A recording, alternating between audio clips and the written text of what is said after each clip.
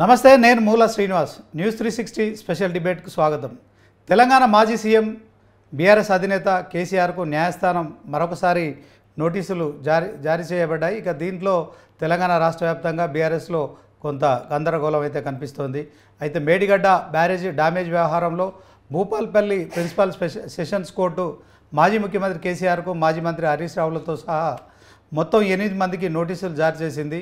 ఇక నాగవెల్లి రాజలింగమూర్తి అనే వ్యక్తి దాఖలు చేసిన రివిజన్ పిటిషన్ను స్వీకరించిన కోర్టు విచారణ కోసం సెప్టెంబర్ 5న విచారణకు రావాల్సిందిగా 8 మందికి నోటీసులు జారీ చేసింది భూపాల్పల్లి న్యాయస్థానం. ఇక ఈ నేపథ్యంలో ఒకవైపు కాళేశ్వరం విషయంలో జ్యుడిషియల్ కమిటీకి సంబంధించిన విచారణ కొనసాగుతుండనే కానీ మరొకసారి మరి కోర్టు నోటీసులు కూడా జారీ చేయడంతో బీఆర్ఎస్ నేతల్లో అయితే ఆందోళన కనిపిస్తుంది.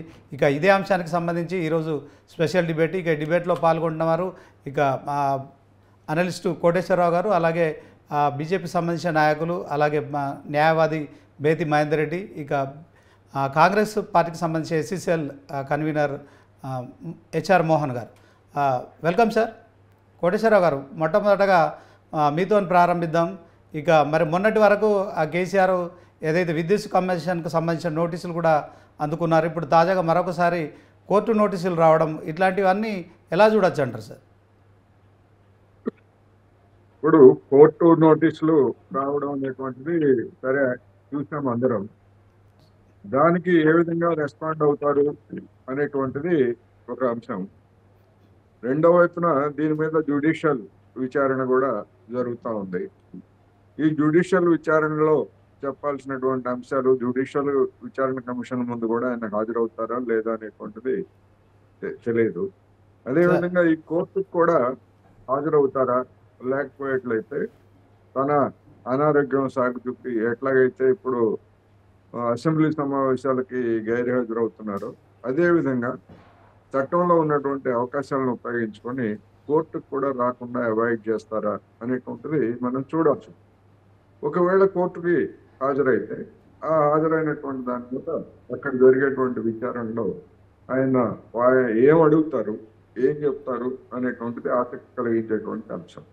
అదేవిధంగా జ్యుడిషియల్ కమిషన్ కూడా ఆయన్ని ఇంతవరకు పిలిచినట్టు ఎక్కడ మనకి సమాచారం లేదు, మీడియాలో కానీ లేదా ఇతరత్రంగా.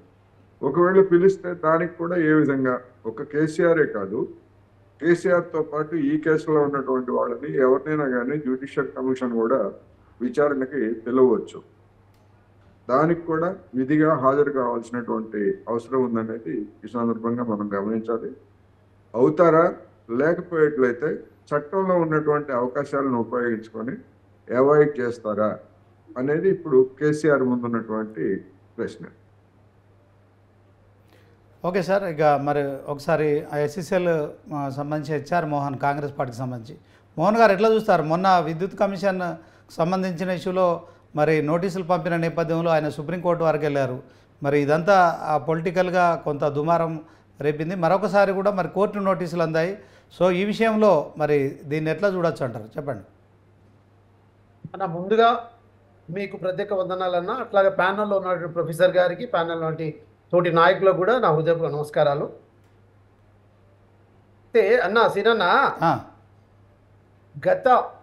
ఇప్పుడు మీరు కాంగ్రెస్ ప్రభుత్వం వచ్చినప్పటి నుండి అంటే 8 నెలలు దాదాపుగా డిసెంబర్ నుండి మొదలు పెడితే ఇది ఇప్పుడు ఆగస్టు వరకు కూడా మీరు పరిశీలిస్తే ఏ స్కీమ్ అయినా సరే వాళ్ళు ఇంప్లిమెంట్ చేసినటువంటి ప్రాజెక్ట్సే కానీ స్కీమ్సే కానీ మీరు ఇట్లా చూసుకుంటూ పోతుంటే ప్రతి దాంట్లో లక్షల కోట్లు స్కామ్ జరిగినట్టు తేటా తెల్లమైంది. అది కాంగ్రెస్ పార్టీ చేసిన నిందనో కాదు, లేదు వ్యక్తిగతంగా వాళ్ళ మీద వేసినటువంటి దోషం కాదు. ఇది తేటా తెల్లంగా కమిషన్స్ ఎంక్వైరీ చేస్తూ సిబిసిఐడీలు కానీ ఏసీబీలు కానీ వాళ్ళు ఎంక్వైరీలు చేస్తుంటే బయటకు వచ్చినటువంటి నిజ నిర్ధారణ కమిటీలు వేసినటువంటి విషయాలు మీ అందరికీ, సమాజానికి, తెలంగాణ సమాజానికి, మీ ఇలాంటి మిత్రులందరికీ, మీడియా మిత్రులందరికీ కూడా తెలిసిన విషయమే అన్న. అయితే ఈ డ్యామ్ విషయంలో వచ్చేవరకు, కాళేశ్వరం విషయం వచ్చేవరకు మొదటి నుండి కూడా మేము ప్రతిపక్షంలో ఉన్నప్పటి నుండి కూడా మా అధికారం, మా పిసిసి వర్యులే కానీ మా నాయకులే కానీ అందరూ కూడా దాని మీద మొదటి నుండి వాయిస్ గొంతెత్తి అరుస్తూనే ఉన్నారు. ఏమని? అరే బాబోడ, లక్షల కోట్ల అవినీతి జరుగుతుంది, దాన్ని సరిదిద్దుకోండి, ప్రజాధనం దుర్వినియోగం జరుగుతుంది, అవినీతి జరుగుతుంది, ప్రజలు నష్టపోతారు అని మొదటి నుండి మా వాయిస్ ప్రజల తరపు నుండి ప్రజలతో సహా కలిపి ఇచ్చినట్టు వాయిస్. అయినా వాళ్ళు ఏమనుకున్నారంటే మేము ప్రభుత్వంలో రాము, ఉన్నన్నాళ్ళు ఇది రాజరికం లాగా, మేము ఇక డిక్టేటర్షిప్ లాగా ఉన్నన్నాళ్ళు మేమే అధికారంలో ఉంటాం, మమ్మల్ని అడిగేవాళ్ళు ఎవరు, కాళేశ్వరం మీద ఏటీఎం తెలుసుకొని లక్షల కోట్లు మనం దోచుకొని సంపద చేసుకోవచ్చన్న ఒక దుష్ట ఆలోచనతోటి మేరకు వాళ్ళు ఈ రకంగా ప్రాజెక్ట్ కట్టడం జరిగింది. సరే కట్టినారన్న, కట్టినారు వెళ్ళని కూడా ప్రజల గురించి ఏది చేసినా అది అందరం స్వాగతించాల్సిందే, అది మంచి పనే కాదు అంటలేను. కానీ మంచి ముసుగులో చెడు చేయడము తప్పు. ఇప్పుడు ఉదాహరణకన్నా ప్రజాస్వామ్యంలో మనం అందరం ఉన్నాం కాబట్టి ఈ ప్రజాస్వామ్యంలో మనకి ప్రజాస్వామ్యం ఉన్నటువంటి అధికారాలు కానీ వ్యవస్థలే కానీ వాటన్నిటి కూడా మనం గౌరవించాలా.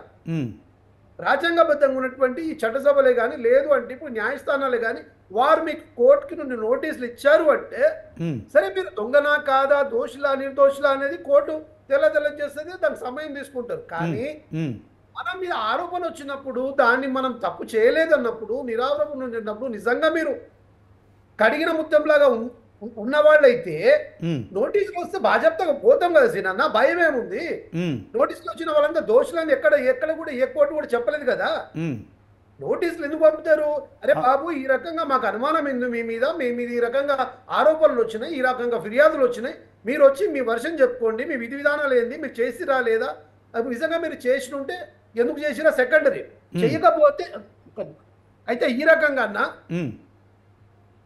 ఈ 4.5 కోట్ల ప్రజల ఆకాంక్ష ఏదైతుందో తెలంగాణ సాధన ఎందుకు అయితే వచ్చిందంటే నీళ్లు నిధులు నియామకాలు ఆ భాగంగా నీళ్ల గురించి వీళ్ళు చేపడుతున్నటువంటి ఈ విషయాల్లో ప్రజలు స్వాగతించరు. కన్స్ట్రక్షన్ విషయంలో అదే కాళేశ్వరం కడుతున్నారు, తెలంగాణ మొత్తం మళ్ళీ డెల్టా ప్రాంతం అయిపోతుంది, మరొక ఆంధ్రప్రదేశ్ లాగా వరి ధాన్యం ఇష్టానుసారం ప్రజలు ఒక మాయమాటలు చెప్పి కట్టేసి దాన్ని అడ్డం పెట్టుకొని లక్షల కోట్లు తీసేసుకొని ఈ రకంగా మొత్తం దోచుకున్నదంతా కక్కిస్తాం, దాంట్లో అనుమానం లేదన్నా, ఎవరిని వదిలేదు లేదు. మేం కాదన్నా, న్యాయస్థానం న్యాయం పనిచేస్తుంది, చట్టం తన పని తాను చేసుకుంటారు. ఇక్కడ మనం ఓన్లీ నిమిత్త మాత్రమే.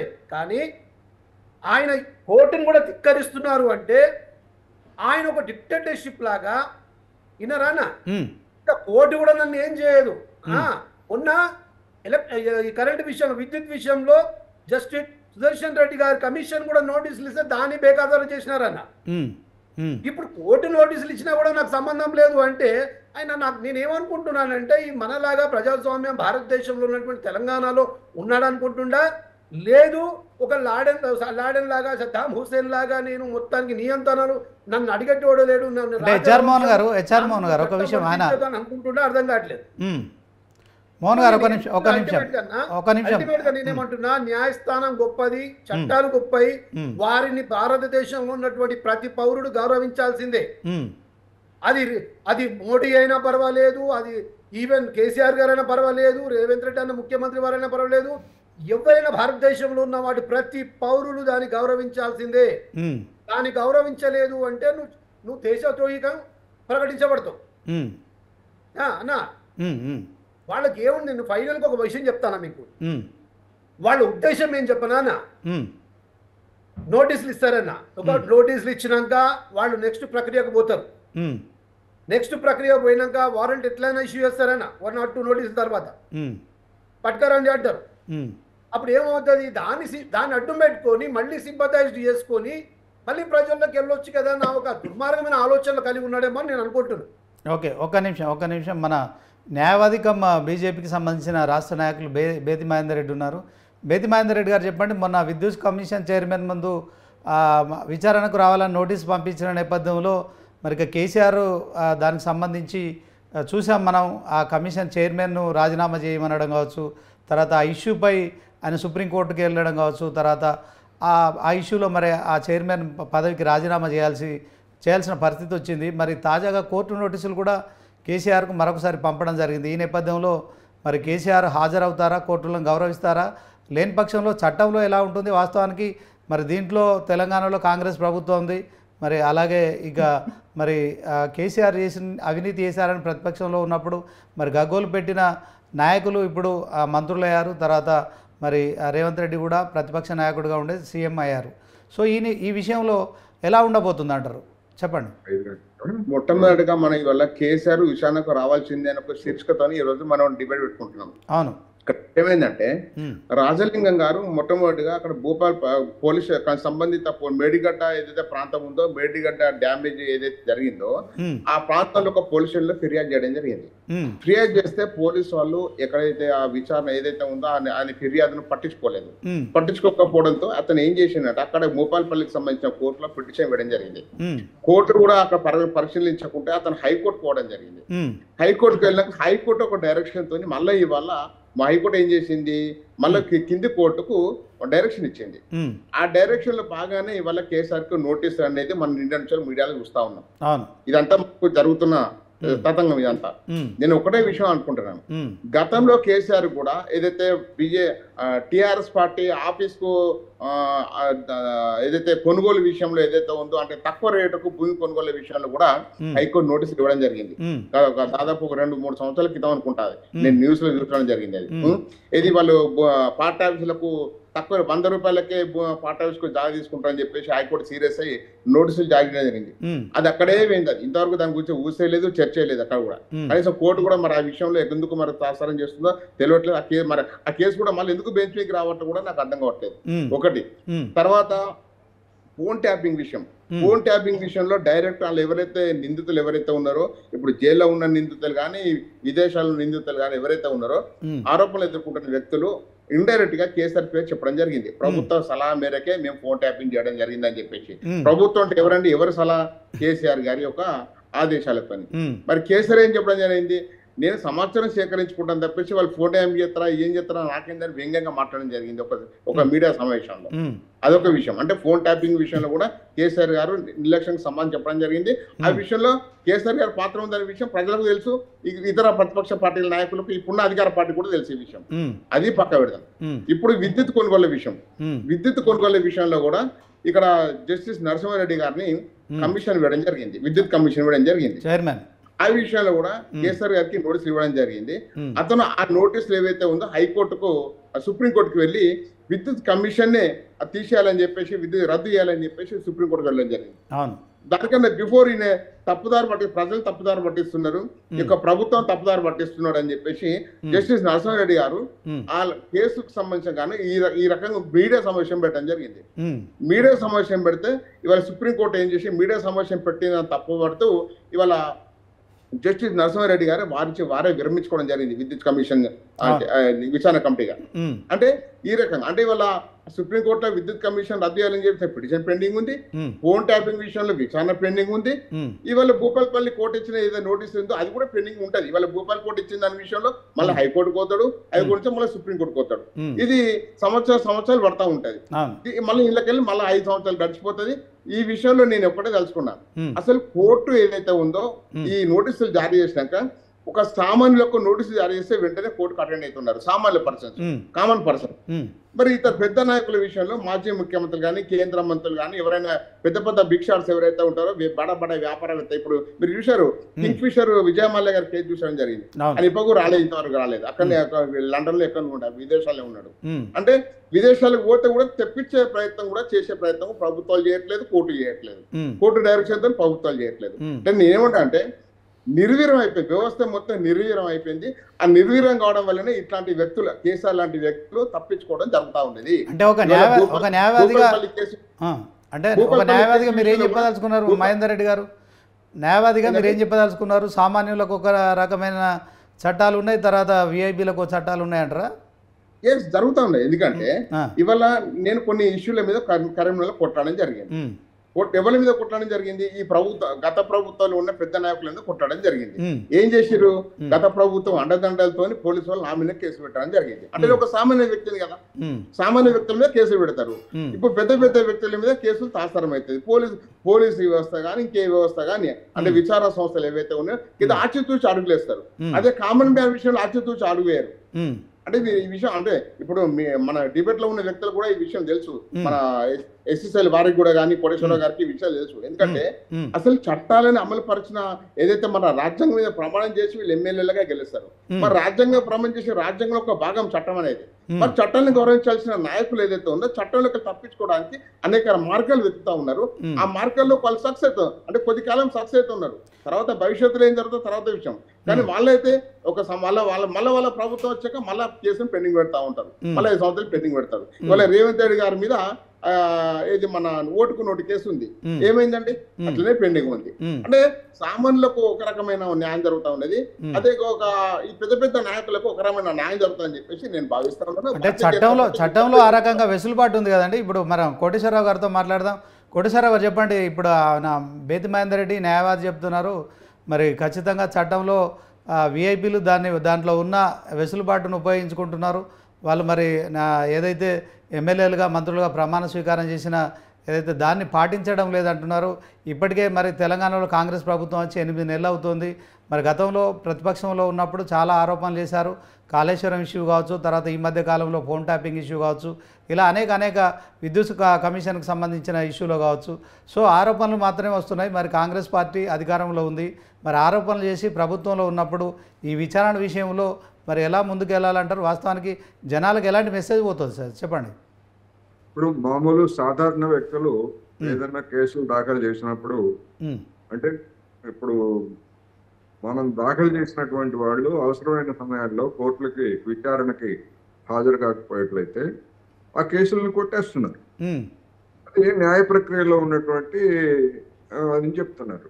కానీ అదే ఉదాహరణకి ఆంధ్రప్రదేశ్ ముఖ్యమంత్రిగా పనిచేసినటువంటి జగన్మోహన్ రెడ్డి గారు తాను పెట్టినటువంటి కేసు, తన మీద హత్యా ప్రయత్నం జరిగిందని చెప్పి కోడికత్తి కేసుగా అందరికీ తెలిసినటువంటి కేసు, దానిలో ఆయన సాక్ష్యం ముఖ్యమైనటువంటి ఒకటి. ఆ సాక్ష్యం చెప్పడానికి ముఖ్యమంత్రిగా ఉండగా నేను ముఖ్యమంత్రిగా బాధ్యతల్లో ఉన్నాను, నాకు తీరిక లేదని చెప్పేసి తప్పించుకున్నటువంటి పెద్ద మనుషులు చూసాం మనం. మరి కేసు న్యాయస్థానం ఒక సామాన్యుడికేమో ఏ కారణంతో అయినా కోర్టుకి హాజరు కాకపోతే కేసు కొట్టేసేది. మరి జగన్మోహన్ రెడ్డి గారి కేసును ఎందుకు కొనసాగిస్తున్నారు? రెండోది, ఆ దర్యాప్తు చేసినటువంటి సంస్థ ఏం చెప్తా ఉంది? ఈ కేసులో బలం ఏమీ లేదు, దీని వెనకాల కుట్టలేదు, ఏమీ లేదని చెప్పేసి ఒకవైపు చెప్తాను. అందువలన ఈ ఒకే చట్టం అయినప్పటికీ ఆ చట్టానికి భాష్యం చెప్పేటువంటి వాళ్ళు న్యాయవాదులు కానివ్వండి లేదా న్యాయమూర్తులు కానివ్వండి భిన్నమైనటువంటి భాష్యం చెప్తున్నారు. మనం చూసాం తాజాగా ఎస్సీ వర్గీకరణ కేసులో 2004లో 5 బెంచీల న్యాయమూర్తులేమో అది చెల్లదు అని చెప్పేసి, వర్గీకరణ చెల్లదు అని తీర్పు చెప్పారు. మళ్ళా ఆ తీర్పుని కొట్టివేస్తూ 7 బెంచీలో ఉన్నటువంటి న్యాయమూర్తులు చెల్లుతుంది అని చెప్పారు. అదే అనేకమైన ఇటువంటి పరస్పర విరుద్ధమైనటువంటి అనేకం ఉన్నాయి. అందుకని మనం న్యాయమూర్తులకి కోర్టులకి దురుద్దేశాలను ఆపాదించట్లేదు, కానీ జరుగుతున్నటువంటి పరిణామాలు చూసినప్పుడు సామాన్యులకి ఒక న్యాయం జరుగుతూ ఉంది, పెద్ద మనుషులుగా ఉన్నటువంటి వాళ్ళకి ఒక న్యాయం జరుగుతూ ఉంది అనేటువంటిది మనకు స్పష్టంగా కనిపిస్తా ఉంది. సుప్రీంకోర్టు ఏం చెప్పింది? రాజకీయ నాయకుల ప్రమేయం ఉన్నటువంటి కేసుల్ని సత్వరమే పరిష్కరించాలి అనేటువంటి గైడ్ లైన్స్ ఇచ్చింది. మరి ఎక్కడన్నా ఆ విధమైనటువంటి ప్రక్రియ జరుగుతూ ఉందా? ఎందుకంటే ఉన్నత న్యాయస్థానం ఇచ్చినటువంటి దాన్ని దిగువన ఉన్నటువంటి న్యాయస్థానాలు పట్టించుకున్నప్పుడు ఎవరికి చెప్పుకోవాలి ఇంకా? అందుకని ఇవాళ న్యాయం అనేటువంటిది కూడా అది జరగాల్సినటువంటి వాళ్ళకి న్యాయం జరగట్లేదు, అన్యాయానికి గురైనటువంటి వాళ్ళకి న్యాయం జరగట్లేదు, లేదా అన్యాయం చేసినటువంటి వాళ్ళని కూడా సకాలంలో శిక్షించడం లేదనేటువంటిది మనకు తెలిసిందే. ఉదాహరణకి ఎమ్మెల్యేల అనర్హతకి అంటే వాళ్ళ మీద వేసినటువంటి కేసులు ఎప్పుడు వచ్చినాయి? చివరిలో ఇంకా అసెంబ్లీ 10 రోజులు 10 లేదా 4 రోజులు గడవకుండా వచ్చింది డీకే అరుణ విషయంలో. ఇట్లాంటివన్నీ చూసాం. అందుకని న్యాయం సకాలంలో అందకపోయినా కానీ అది అన్యాయం జరిగినట్టుగానే వాళ్ళ పరిగణిస్తున్నారు.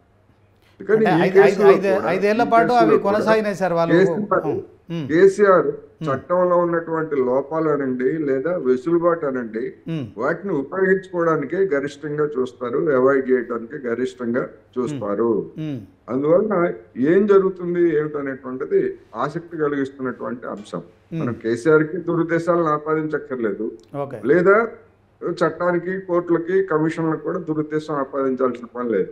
ఒక విధంగా చెప్పాలంటే తాను తవ్వుకున్న గోతిలో తానే పడ్డాడు అన్నట్టుగా కేసీఆర్ విద్యుత్ కమిషన్ విషయంలో సుప్రీంకోర్టు వెళ్లి చివరికి ఆయన మళ్ళా కొత్త కమిషనర్ వచ్చిన తర్వాత ఆయన ముందు చేతులు కట్టుకొని నిలబడి సంజాయిషి ఇచ్చుకోవాల్సిన పరిస్థితిని ఆయన తెచ్చుకున్నాడు అనేటువంటిది మనకు తెలిసిందే. మరి బీఆర్ఎస్ వాళ్ళు మాత్రం దీన్ని ఇది మా నైతిక విజయము, ఖచ్చితంగా ఆయన చైర్మన్ పదవి నుంచి రాజీనామా చేయించడం అని చెప్పుకుంటున్నారు సార్. దీన్ని ఎట్లా చూడొచ్చు అంటారు? సుప్రీంకోర్టు ప్రభుత్వంపై చెప్పుకోవచ్చు నైతిక విజయం అని చెప్పుకోవచ్చు. ఇంకోటి నైతిక విజయం ఏంటి? నైతిక విజయం ఆయన న్యాయమూర్తిగా, అంటే ఒక కమిషన్ న్యాయమూర్తిగా ఉన్నటువంటి వ్యక్తి ఆ విధంగా మాట్లాడకూడదు. ఆ మాట్లాడినప్పుడే నాలాంటి అనేక మంది ఇది అభ్యంతరకరము ఆ విధంగా మాట్లాడు వివరణ కోసమైనా మరొక దానికోసమైనా మాట్లాడుకుంటున్నారు అనేటువంటి అప్పుడే చెప్పాం. అదే సుప్రీంకోర్టు కూడా దాన్ని నిర్ధారించింది. ఆయన్ని బదులు ఇంకొకళ్ళు వేరే వాళ్ళని పెట్టమంది. అంతే. దానికి నైతిక విజయం ఆయన్ని తొలగించడం అనేటువంటిది నైతిక విజయం కాదుగా. ఆయన స్థానంలో ఇంకొకరు వచ్చారు, మరి దాన్ని ఏమంటారు? దాన్ని కూడా విజయంగా అంటారు. అంటే ఒక దాని నుంచి ఎగ్జామ్షన్ వచ్చిందని ఇంకో దానికి కమిట్మెంట్ ఇచ్చారు కేసీఆర్ గారు. కానీ ఇప్పుడు రాజకీయ నాయకులు దేన్ని ఏ విధంగా అయినా వర్ణించగలరు. దానికి మనం ఏమి విని ఊరుకోవడం తప్ప దాన్ని మనం ఏమి చేయలేము. హెచ్ఆర్ మోహన్ గారు, తాము చేయాల్సిన పనులు తాము చేస్తాయి. ఓకే, హెచ్ఆర్ మోహన్ గారు, ఇప్పుడు బీజేపీ నాయకులు న్యాయవాది బేతి మహేందర్ రెడ్డి చెప్తున్నారు, ఇక చట్టంలో మరి సామాన్యులకు న్యాయం ఉంది, తర్వాత విఐపీలకు అంటే రాజకీయ నాయకులు ఒక రకంగా ఇందులో ఉన్న వెసులుబాటును వాడుకుంటున్నారు. సో సంవత్సరాలు సాగదీసే పరిస్థితి ఉంటుందని చెప్తున్నారు. ఈ నేపథ్యంలో మరి ఇప్పుడు చాలా ఆరోపణలు చేస్తున్నారు. ప్రభుత్వం వచ్చిన తర్వాత మీరు ఎంక్వైరీలు కూడా చేస్తున్నారు. ఇప్పుడు టెలిఫోన్ ట్యాపింగ్ కావచ్చు, కాళేశ్వరం ఇష్యూ కావచ్చు, అలాగే ఇక మరి దీనికి సంబంధించి విద్యుత్ కమిషన్, ఈ 3 అంశాలు ఇప్పుడు మీరు ఆ ప్రభుత్వంలో ఉండి మీరు విచారణలు చేస్తున్నారు. ఈ విచారణలు పూర్తవుతాయా? మరి ఇది కోర్టుల నుంచి వెసులుబాటు తీసుకుంటే ఏం చేయబోతారు మీరు? చెప్పండి. అన్నగారు, మన బీజేపీ నాయకులు అన్నగారు ఒక మాట అన్నారు, దాన్ని నేను స్వాగతిస్తున్నాను. ఏమని? పేదవాడికి ఒక చట్టం, ఉన్నవాడికి ఒక చట్టం అన్నది పార్టీలకు అతీతంగా అన్నందుకు I'm very glad to receive him అన్న.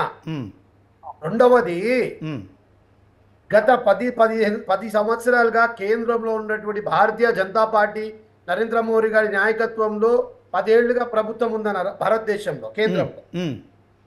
అయితే చట్టాలను తీసుకొచ్చేది, చట్టాలను తయారు చేసేది చట్టసభలో కేంద్రంలో భారతీయ జనతా పార్టీ పైన బాధ్యత ఉంటుందని. అయితే మన చట్టంలో ఖడ్గము 2 వైపులా తేజ్ ఉన్నట్టు ఏ తీర్పు వచ్చినా ఏది వచ్చినా కానీ అది 2 సైడ్లు ఉంటుందన్న, మంచి చెడు. మన చట్టసభలో ఈ న్యాయస్థానంలో వచ్చిన తీర్పులు కానీ లేకపోతే చట్టాల్లో లొసుకులు కానీ ఖడ్గం 2 పక్కల తేజ్ ఉన్నట్టుగా ఉంటాయి. అట్లాగే ఇప్పుడు మీరు గమనించినట్టయితే భారతీయ జనతా పార్టీ నాయకత్వంలో 10 సంవత్సరాలుగా నరేంద్ర మోడీ గారి నాయకత్వంలో నీరవ్ మోడీ కానీ, లలిత్ మోడీ గారు కానీ, కింగ్ ఫిషర్ విజయ్ మాల్యా గారు కానీ, ఈ విధంగా చౌలా అనేటోళ్ళు కానీ, ఈ రకంగా దాదాపుగా ఒక 6 నుండి 7 మంది వేల లక్షల కోట్లు తీసుకొని దేశాన్ని వదిలేసి వెళ్ళిపోయినారని. ఈ రోజు వరకు వాళ్ళని తీసుకొచ్చిన పరిస్థితి లేదు. అట్లీస్ట్ వాళ్ళ గురించి మాట్లాడే పరిస్థితి కూడా లేదని. రాష్ట్రం విషయం వచ్చేసరికి అన్న, గత 10 సంవత్సరాలుగా కేసీఆర్ గారు పాలనలో ఉన్నారు. కేంద్రంలో మోదీ గారు పాలన ఉన్నప్పటికీ ఈయన అవినీతి ఏ మాత్రం తనకి కనబడలేదన్న. ఆయన చేతిలో చాలా బలాలు ఉన్నాయన్న. సెంట్రల్లో సిబి కానీ, సిబిఐ కానీ, ఏసీబీ కానీ, ఉన్నటువంటి దర్యాప్తు సంస్థలన్నిటి, ఇన్కమ్ ట్యాక్స్ కానీ, ఈడీ కానీ, అన్ని సంస్థలని కేంద్ర ప్రభుత్వంలో ఆధీనంలో ఉన్నాయన్న. వారు 10 సంవత్సరాలుగా వీరు చేసినటువంటి ఒక్క అవినీతి కూడా కనబడకపోవడం, అది ఏ రకంగా ఆలోచించాలో వాళ్ళ విజ్ఞతకే వదిలేస్తున్నాను నేను. కాంగ్రెస్ పార్టీ రాష్ట్ర ప్రభుత్వం ఏర్పడిన 8 నెలల కాలంలో వారు చేసినటువంటి అవినీతి అన్నిటిపైన 1/1 అన్నిటిపైన విచారణ కమిషన్ చేయడం జరుగుతుందన్న.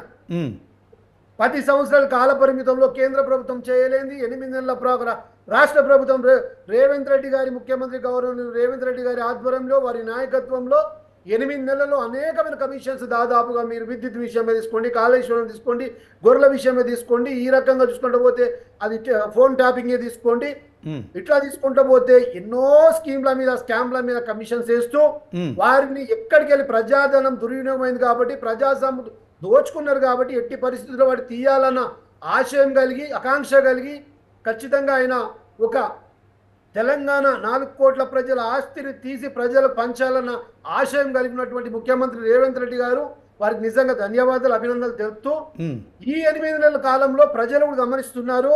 ఇప్పుడు పెద్దలు ప్రొఫెసర్స్ గారు సార్ అన్నట్టు యా చట్టంలో లొసుకులు అంటే అన్న చట్టాల్లో లొసుకులు ఏం లేవన్న, చట్టం డబ్బుతో కూడిన వ్యవహారం ఉంది. నేను ఈ విషయం మీకు చెప్తాను. మీకు ఒక పేదవాడు ఏదన్నా చిన్న విషయంలో ఇరుకుతే వానికి బెయిల్ కావాలన్నా అడ్వకేట్ మాట్లాడాలన్నా అవి లక్షల్లో అవుతాయి. కాబట్టి వాడు ఎఫర్ట్ చేయలేడు, పెట్టలేడు. కాబట్టి వానికి ఇమీడియట్లీ వానికి శిక్ష పడే పరిస్థితులు ఉంటాయి. ఇక్కడ ఆర్థికంగా స్థితిగతులు గట్టిగా ఉన్నోడికి ఏముంటుందన్నా, వాడికి ఎంత పెద్ద కేసు ఉన్నప్పటికీ వానికి లక్షలు పెట్టే అడ్వకేట్ ఉంటాడు. క్షణాల్లో వానికి బెయిలు లేకపోతే చట్టంలో ఉన్నట్టు లొసుకులని వాళ్ళకి తెలుస్తుంటాయి. కాబట్టి వాళ్ళు అక్కడి వరకు పోలేని పరిస్థితి ఉంటుంది. Okay okay okay HR Mohan గారు, ఒక నిమిషం మనం బేతి మహేందర్ రెడ్డితో మాట్లాడదాం. బేతి మహేందర్ రెడ్డి గారు, బీజేపీ కేంద్రంలో అధికారంలో ఉండగా ఇట్లాంటి ఆర్థిక నీరవ్ మోదీ లాంటి ఆర్థిక నేరగాళ్ళంతా కూడా మరి పూర్తి స్థాయిలో వాళ్ళను విస్మరించారు. కోర్టుల ద్వారా వాళ్ళు ఎప్పటికప్పుడు అంటే కోర్టుల ప్రభుత్వం ఎస్కేప్ అయిపోయారు అని చెప్తున్నారు. ఏం చెప్తారు? ఒకడన్నా ఇప్పుడు మోనన్న గారు అన్నారు, కేంద్రంలో బీజేపీ ప్రభుత్వం ఉంది, బీజేపీ ప్రభుత్వము విదేశాలకు వెళ్లే వాళ్ళను తీసుకురాలని చెప్పి చెప్పడం జరిగింది. అసలు విదేశాలకు వెళ్లిన వారి మీద కేసులు ప్రభుత్వం చేతిలో లేవండి, న్యాయస్థానాల చేతిలో ఉన్నాయి, సుప్రీంకోర్టు చేతిలో, హైకోర్టు చేతిలో ఉన్నాయి. హైకోర్టులో పెండింగ్ ఉన్న కేసులో కానీ సుప్రీంకోర్టులో పెండింగ్ ఉన్న కేసులో ప్రభుత్వం జోక్యం చేసుకోదండి. ఈ విషయం మోనన్నకు తెలవాలి. ఒకటి విషయం. ఇంకోటి ఏంటంటే, మీరు నిజంగానే మీరు రాష్ట్ర ప్రభుత్వం వచ్చాక 7-8 నెలల కమిషన్లు వేస్తామని చెప్పేసి అన్నారు. మీరు గతంలో ప్రభుత్వం రాకముందు కమిషన్లు వేస్తా అని చెప్పలేదండి. మీరు డిమాండ్ చేశారు. ఏమి డిమాండ్ చేశారు? ఈడీ విచారణ జరగాలి, సిబిఐ విచారణ జరగాలి, కేంద్ర ఐటీ సంస్థ దిగాలని చెప్పేసి ఇప్పుడు స్వయాన ముఖ్యమంత్రి గారు, గతంలో ఉన్న రేవంత్ రెడ్డి ప్రతిపక్ష నాయకునిగా ప్రస్తుతం ముఖ్యమంత్రిగా మాట్లాడడం జరిగింది. ఈ విషయం మొన్న మర్చిపోవడం జరిగింది. మరి ఇవాళ ఎందుకు కమిషన్లు వేస్తున్నారు? కమిషన్లు శిక్షలు వేయరండి. కమిషన్ కేవలం విచారణ చేస్తే అంతే. విచారణ చేసే రిపోర్ట్ మాత్రమే ఇస్తే కమిషన్లు శిక్షలు వేయాయి. శిక్షలు వేసే సంస్థలు ఏవైతే ఉంటాయో సిబిఐ కానీ అంటే ఈడీ కానీ కోర్టులలో ఫైల్ చేస్తే కోర్టులు శిక్షలు వేస్తాయి. మరి మీరు ఎందుకు సిబిఐని కానీ ఈడీని కానీ మీరు ఎందుకు ఈ రాష్ట్రంలో అనుమతిస్తలేరు? గతంలో కేసీఆర్ కూడా సిబిఐను ఇట్లాంటి రాజ్యాంగ సంస్థలు అనుమతించద్దని చెప్పేసి ఒక ఆర్డినెన్స్ తీసుకోవడం జరిగింది. మరి ఆర్డినెన్స్ విషయంలో ఇప్పుడు కేసీఆర్ మన ఇప్పుడున్న రేవంత్ రెడ్డి గారు ఎందుకు మాట్లాడలేదు? మరి ఆర్డినెన్స్ మీరు తను తొలగించారా, లేకపోతే మీరు కేసీఆర్ చేసిన ఆర్డినెన్స్ మీరు కంటిన్యూ చేస్తున్నారా? ఈ విషయం కూడా చెప్పాలి. ఎందుకంటే మీరు కంటిన్యూ చేస్తున్నదానికి అనేక ఆధారాలు ఉన్నాయి. ఎందుకంటే మీరు ఇక్కడ ఎక్కడ కూడా మీరు కమిషన్లు వేస్తున్నారు తప్పేసి మీరు సిబిఐని ఈడీని ఎన్విరాన్మెంట్ ఏదైతే రాష్ట్రంలో ఇవాళ ఇప్పుడు డ్యామ్ సేఫ్టీ అథారిటీ ఏదైతే ఉందో కాళేశ్వరం ప్రాజెక్టు విషయంలో కానీ మేడిగడ్డ విషయంలో కానీ డ్యామ్ సేఫ్టీ అథారిటీ రిపోర్ట్ను కూడా ఇవాళ మీరు ఎందుకు పట్టించుకోవట్లని చెప్పేసి నేను కాంగ్రెస్ ప్రభుత్వం అడగదలుచుకున్నాను ఈ సందర్భంగా. ఇప్పటికే చాలా సందర్భాల్లో కూడా కమిషన్ పేరు మీద కాలయాపన జరుగుతుంది తప్పేసి విచారణ ఇక్కడ ముందుకు సాగట్లేదు. ఆ విషయం మీకు తెలవాలి. ఇంకోటి కమిషన్ ఎవరి చేతులు ఉంటేనే రాష్ట్ర ప్రభుత్వం మధ్యలో పనిచేసి ఒక్క నిమిషం మోనన్న మీరు ఆగాలి. ఒక్క నిమిషం అండి. కమిషన్ ఎవరి చేతులు ఉంటే రాష్ట్ర ప్రభుత్వం ఆదిలో పనిచేసే కమిషన్లు అండి. సిబిఐ ఈడీలు అవి స్వచ్ఛంద సంస్థలు, కేంద్ర ప్రభుత్వం చేతిలో పనిచేయి, రాష్ట్ర ప్రభుత్వం చేతిలో పనిచేయి. ఆ విషయం మీకు కూడా తెలుసు. మరి వాటిని ఎందుకు ఈ రాష్ట్రంలో ఎందుకు అనుమతించట్లేదు? ఆ విషయం కూడా ఆన్సర్ చెప్పాలి. ఇంకోటి అప్పట్లో కేసీఆర్ గారికి ఏదైతే కాళేశ్వరం ప్రాజెక్టు విషయంలో అవినీతి చేశారని చెప్పేసి చాలా సందర్భాల్లో రేవంత్ రెడ్డి గారు మాట్లాడడం జరిగింది. మరి ఇదే కాళేశ్వరం ప్రాజెక్టు విషయంలో ఎందుకు మరి వాళ్ళ సిబిఐ ఈడీ ఎంట్రీ చేయట్లేదు? దాన్ని ఆన్సర్ చెప్పాలి. ఇప్పటికి చాలా మీడియాలు కూడా అడగడం జరిగింది. ఇప్పుడు తొలి వెలుగు రవిగారు కానీ ఇంకా చాలా యూట్యూబ్ ఛానల్లో కూడా చాలా మంది అడుగుతా ఉన్నారు ఎందుకు సిబిఐ ఈడీని అనుమతించలేదు రాష్ట్రంలో అని చెప్పి. అంటే ఒక నిమిషం అండి, ఒక నిమిషం. అదే విధంగా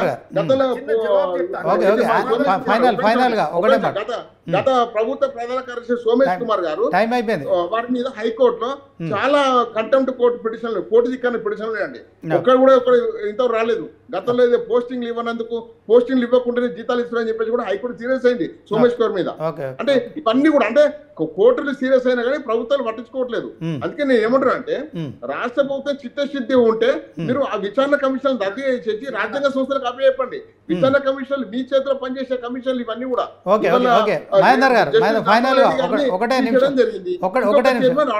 మోహన్ గారు మీరు విచారణ కమిషన్లు వేస్తున్నారు, ఈడీ దర్యాప్తు కానీ సిబిఐ దర్యాప్తు ముందుకు రావట్లేదు. విచారణ కమిషన్లు కేవలం విచారణ పేరుతో కాలయాపన జరుగుతుంది అని చెప్పి ఆయన ఆరోపిస్తున్నారు. సో మరి ఇక దీని పట్ల మరి మీరు తర్వాత నెక్స్ట్ డిబేట్లో మరొకసారి దీని మీద చర్చిద్దాం.